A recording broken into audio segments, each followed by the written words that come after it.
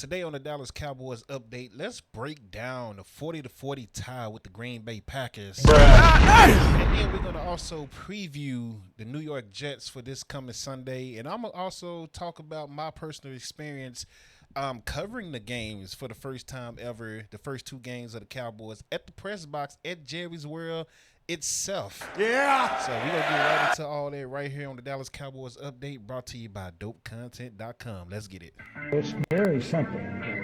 Dak was indispensable in my mind. And so, yes. And it is a reminder, I've been here when it was glory hole days, and I've been here when it wasn't. And so, having said that, I want me some glory hole. Did I talk to Michael? Micah. Did I talk to Michael? Micah. Yeah.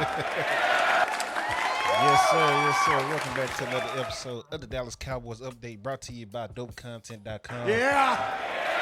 This is your host, K. Lou here. I am the owner and founder of Dope Content Entertainment / Dallas Wings Update / Dallas Cowboys Update, Dallas Mavs Update, and you name it, Budget Cut Podcast, etc. We do a lot here. Yeah. So appreciate you joining, man. We got some stuff to get into. We're not going to hold you all day, man. We're just going to talk about what happened this past Sunday night, and then we're going to preview what happened, what's going to happen with the Jets and what you should get done in order to beat the Jets, right? So let's go ahead and get right into it, man. Dallas Cowboys, Green Bay Packers, they have a crazy game. It was a super long game, Sunday night game. Sunday night games are always long, as is.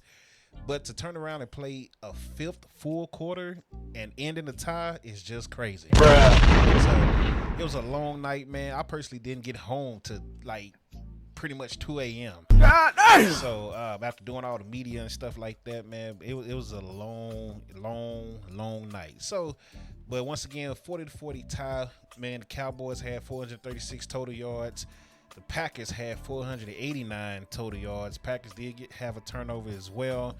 Cowboys 26 first downs in the game versus the Packers having 32 first downs in the game. Third down conversions, Cowboys were 4 of 11. The Packers was 10 of 14.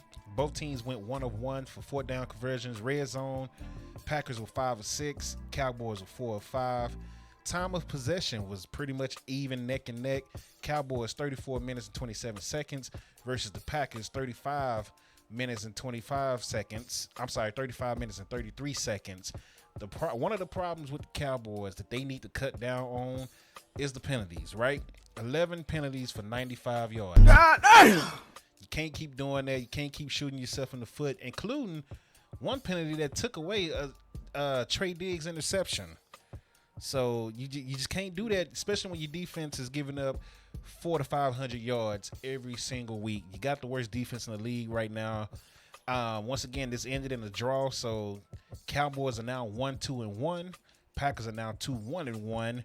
Now let's get into Michael Parsons there, because that's what all the talk was about. Michael Parsons, from a fan's view, I would say he pretty much got held in check. Now, if you want to break down the all 22 and get real technical, you will see that Michael was winning a lot of his pass rushes, but Dak was just better. Dak was getting the ball out of his hand. He wasn't going to let Michael beat him, and he made up his mind. Michael Parsons is not going to beat me today, right? So, shout out to Dak Prescott, who went 31 of 40, 319 yards, 3 touchdowns. Jordan Love, 31 of 43, 337 yards and 3 touchdowns, man. Josh Jacobs, 22 carries, 86 yards. Javonte Williams, 20 carries, 85 yards. George Pickens, 8 catches. This was a George Pickens game with CeeDee Lamb being out. George Pickens, 8 catches, 134 yards, 2 touchdowns. Jalen Tolbert, 4 catches, 61 yards, including that big catch, that huge catch in the fourth quarter. Jake Ferguson, 7 catches, 40 yards. So, they got some other people involved. Miles Sanders, before he went out, 2 catches and 17 yards.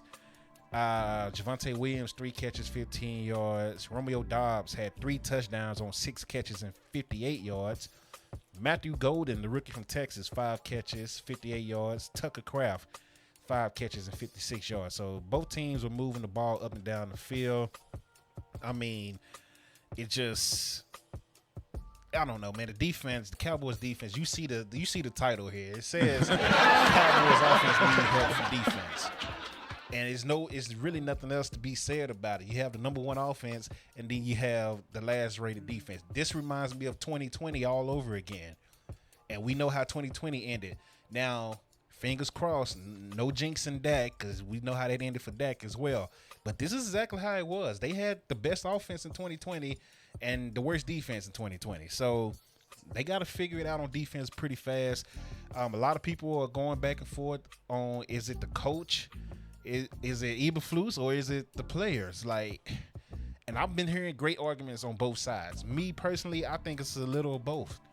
They don't have the edge rushers. Right now, we did get the debut of Jadeveon Clowney, who looked pretty good in the spots that he played in. We did see Donovan Ezeraku. He looked pretty solid this week. So it's gonna get better, as it should. But right now, they really don't have a pass rush from the D ends at all. It's been a lot of disappointment, man. Dante Fowler, he's been a ghost all season. James Houston, I think he should play more, because James Houston looks like he has that spark in him, right? Marshawn Nealon has been a ghost for the most part. But the good thing is they can stop the run. They can stop the run. Like Kenny Clark has been doing his thing. Him and Osa in the middle have been doing their thing. And then when you added Clowney, I understand that the Packers did rush. Packers did rush for a total of 164 yards on 35 carries. But, Jordan Love had 28 of those yards. Emmanuel Wilson had 44. Josh Jacobs rushed the ball for 22 times and had 86 yards, 3.9 average, right? You got to take that, man. When they start running back and rush for 86 yards, I think you'll take that. So it's just they got to get some pass rush. The safeties and the DBs there right now. I don't think Trayvon Diggs is healthy. He's playing, but I don't think he's healthy at all. On those, it was a couple of plays where he was just running, and it looked like he was running in place, and I felt bad. And I'm like, yo, take him out the game. He don't look healthy at all. Just from watching, right? Because we know when Trayvon is healthy, he can actually move up and down the field. It didn't look right. It just didn't look right at all. DeRon Bland just came back from an injury, so you got to watch him. He got a foot injury. Both of his feet are now, got some dinged up, or they battered up or whatever. You got to do something. I really want them to go sign Asante Samuel or Stephon Gilmore. Gilly is ready to play.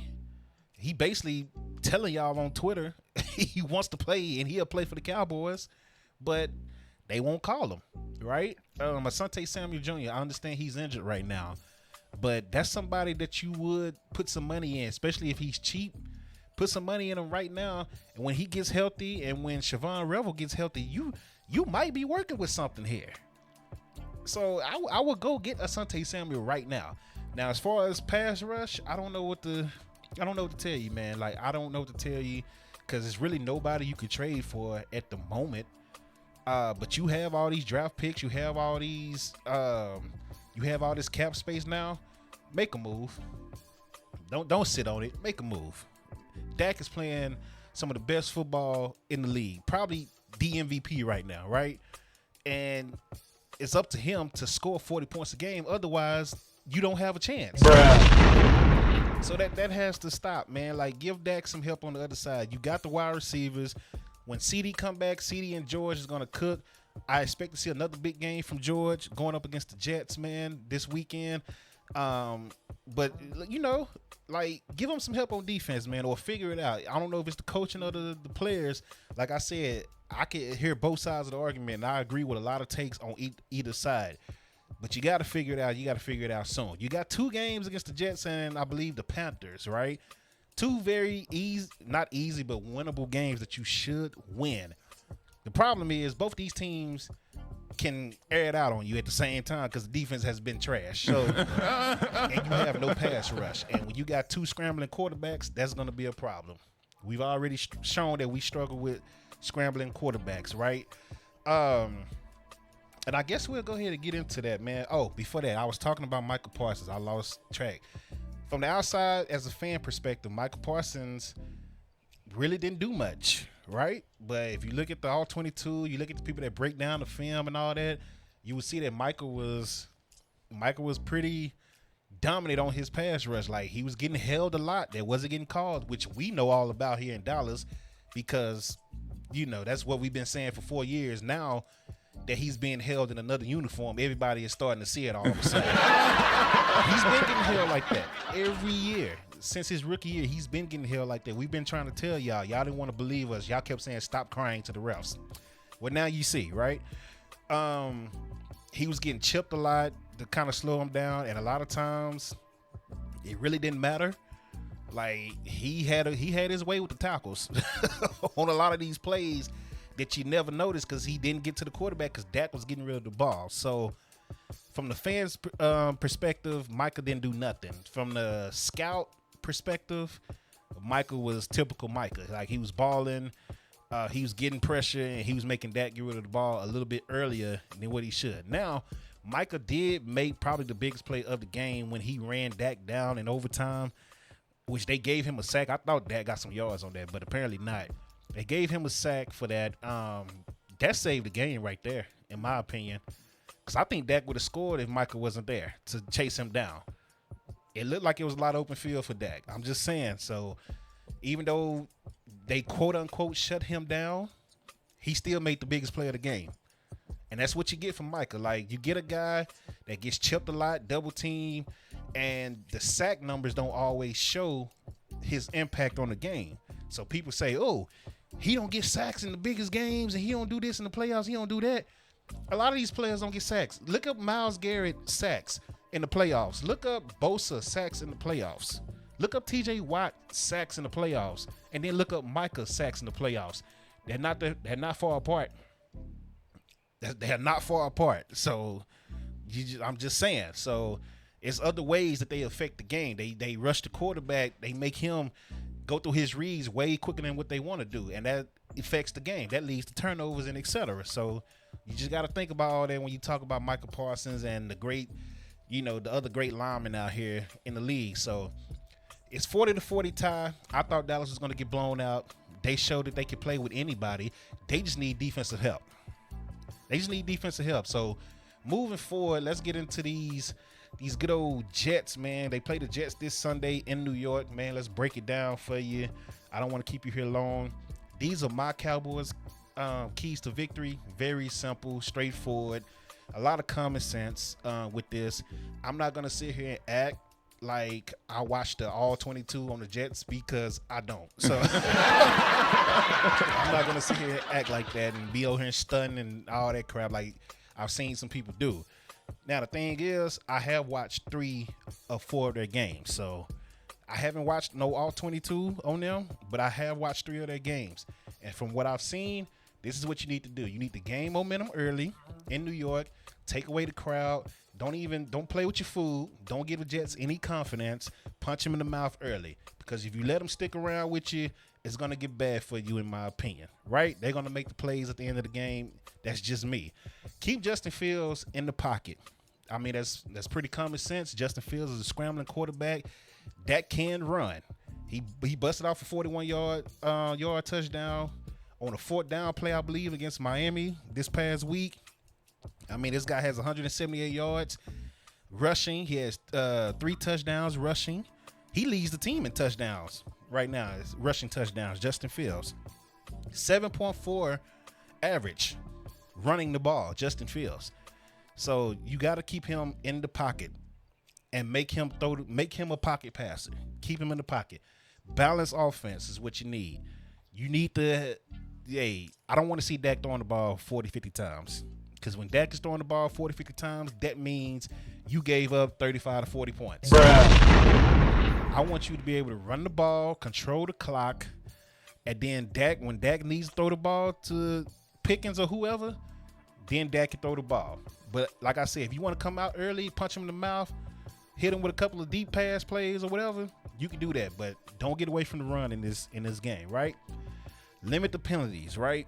We talked about the Cowboys having 11 penalties in the last game for 95 yards. You can't keep doing that. You can't keep doing that. The Cowboys and the Jets are bottom 15 when it comes to penalties, right, in the league. So limit the penalties and let the Jets beat themselves like they did Monday night against the Miami Dolphins. Keep the Jets receivers in front of you. Garrett Wilson, don't let him get behind you. I don't like this single high safety that the Cowboys is playing with Donovan Wilson of all people. I need somebody else to be back there if you're going to play single high all the time. Donovan Wilson is not that guy. Donovan Wilson is a guy that should be in the box for run plays. He's there to blitz. He's there to hit the running back. That's it. Don't put him in coverage, single high and all that. It's just not working. Stop doing that.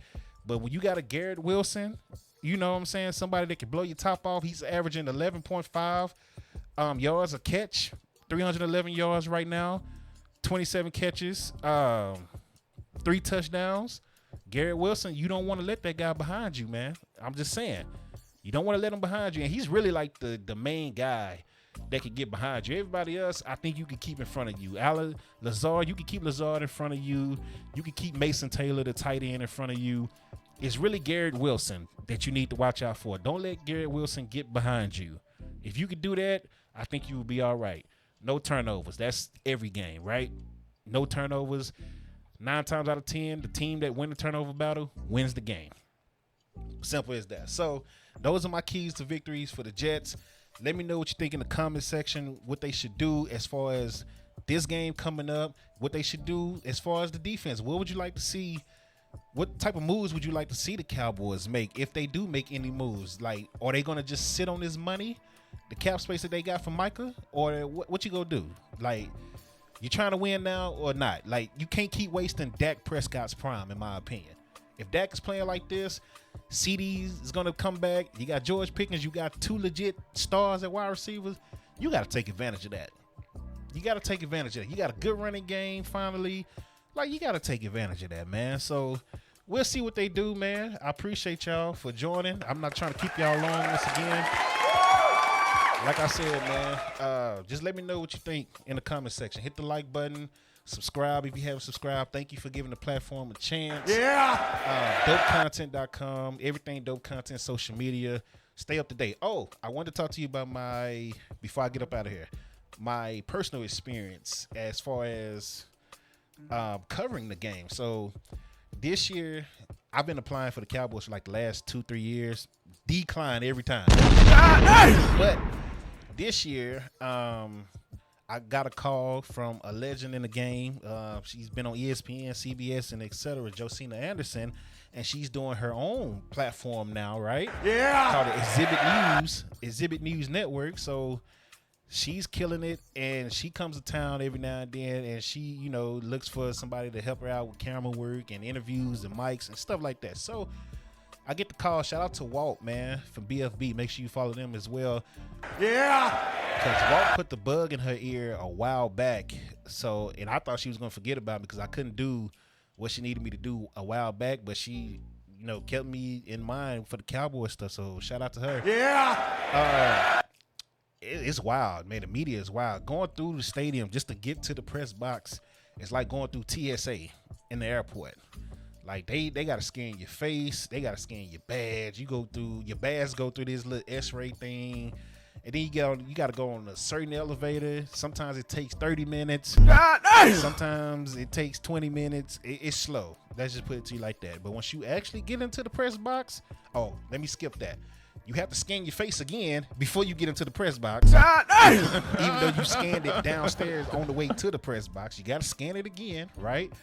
So they clear you, and you go through another mini TSA, but you get into the press box, and it's by far the best press box I've been in. And I've been to the XFL championship. I've done the Arlington Renegades, WNBA, Mavericks. I've done a lot of that, right? Done a couple of college football games. Dallas Cowboys is just second to none. So it's TVs everywhere, TVs and monitors everywhere. You have your assigned seats for the game, and then they got like a little openings with the glass. So even though it's glass there, you can still hear the crowd, get the atmosphere and things like that.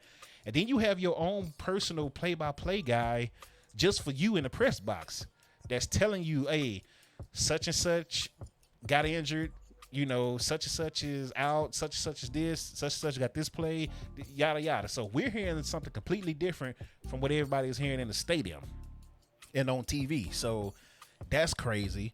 And then we have, let's see, the food. The food is bruh. The food. I don't even know what to say. I'm trying to find a button for this food because the food is. Oh my God. Yeah. That's. So they have like this spread where, like the first half, when you get there, the first half, you get like nachos. I don't even know. You get like brisket, macaroni and cheese, salad. They got a dessert bar. They got a coffee maker that's crazy, cappuccino maker, espresso. They got beer, like a beer thing. They got a popcorn stand. They got multiple, soda machines all around. And you just get it, get up and get it like anytime. And then they take that away. They take all that stuff away around the second quarter. And then at halftime, they come back out with a completely different spread, bro. Like a completely different spread. Like it's steak now. Instead of, brisket, you have steak. You have nachos. You have quesadillas. Like it is crazy, bro. It is crazy. Bruh. So second to none. The AC is working just fine in there. You don't be in there hiding, sweating like I've been in other places. It's crazy, man. But so shout out to the Cowboys. Shout out to Josina Anderson. Yeah. For all that, man, for the opportunity. And look, I'm gonna talk about it now because I'm still independent. I don't work for no radio station. I don't work for no TV, nothing like that. Like I'm an independent contractor, right? So I'm thankful for all the opportunities. If I don't get no more this year, I'm still thankful for the two games I've done. Yeah. So because I never thought I would ever be in a Cowboys press box and be able to go to the locker room and talk with the players and record Jerry talking after the game. I've never thought I would be able to do that. So grateful for it, man. Grateful for it. So I'm gonna keep trying to build my brand as well. It is, it's a slow grind over here because we're doing so many different things that we really haven't got that niche crowd. Some people come for this. Some people come from WNBA. Some people come from wrestling. Yada yada. So we're still trying to build, man. But thank y'all to the people that do watch, man. Much love to y'all. Thank you for supporting. I'll keep you updated, man. I'm gonna try to drop some videos, of the in-stadium stuff as well. So be on the lookout for that. And until next time, man, I'm out. It's very simple. Dak was indispensable in my mind. And so, yes. And it is a reminder, I've been here when it was glory hole days, and I've been here when it wasn't. And so having said that, I want me some glory hole. Did I talk to Michael? Micah. Did I talk to Michael? Micah.